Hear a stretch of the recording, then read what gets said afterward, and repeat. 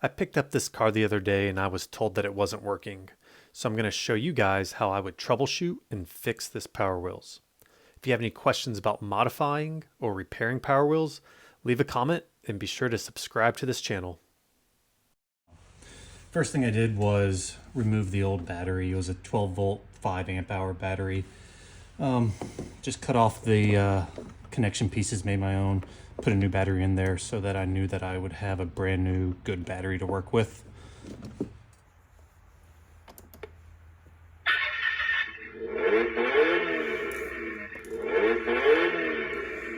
So we can get the car to power on. This one has a nice voltage meter here. It's reading about 12.8 volts. So let's try to put it in forward. Nothing. Let's try reverse. Nothing. There's a high-low switch down here. Let's try that. Nothing. Reverse. Nothing forward. So we know it's probably not a switch. Let's look at the control board next. If your car is not a Power Wheels brand or a Peg Perigo brand, which makes the Gators or the RZRs, there's a good chance that they do have this control board in them. Here's a better close-up view.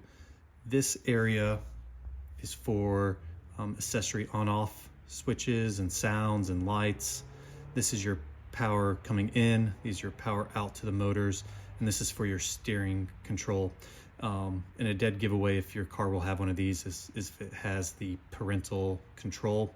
If it has that, then it's going to have to have a control board.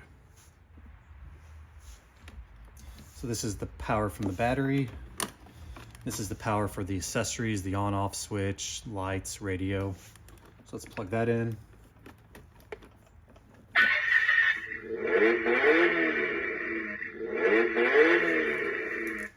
Okay, so we know that part works. So we're gonna test the power out to the motors, which is from this socket. So I'm gonna break out my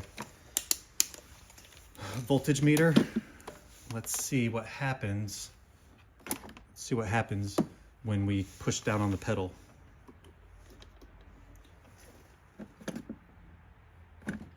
Nothing, no voltage out. So my gut is telling me it's the control board that's bad. And when I picked this up, it did not have a parental control that came with it. So I'm gonna order a new board and that will come with an additional parent remote. So I ordered my replacement wheelie board and it came with the parental RC control. The main thing to remember when you're ordering a replacement board is to know how many number of sockets here for your on-off and accessories. So sometimes it's 6, sometimes it's 7, sometimes it's 8. Just count the number on your board and find the matching board that has the same number.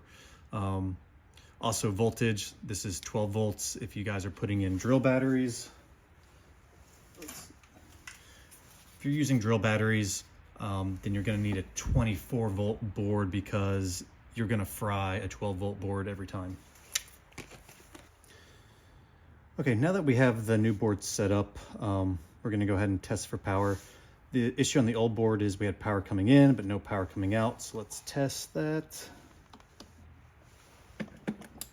Push down the pedal, we're reading about 12.5 volts. So we have power going out, that's perfect. Let's hook it up and see if it works. So I think we found our problem. Let's go ahead and put in our power to the motors going out. Let's test the pedal. So they're both working. That's it, we did it. So if we tested the old control board and we did have power going out to the motors, but the motors still weren't spinning, and we would test voltage at the motor to see if it would register when we push down the pedal and it still wasn't spinning, then we know the issue is going to be the motor and it needs to be replaced.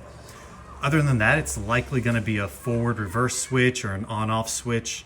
The biggest thing to do is, break out a voltage meter and start testing to see where you're losing voltage, and that's going to be the part that likely needs to be replaced. I hope this video helped you guys out. I have some similar ones on my channel, so go check them out. And one way that you can help me out is by subscribing to this channel. If you have any questions or comments, leave them below.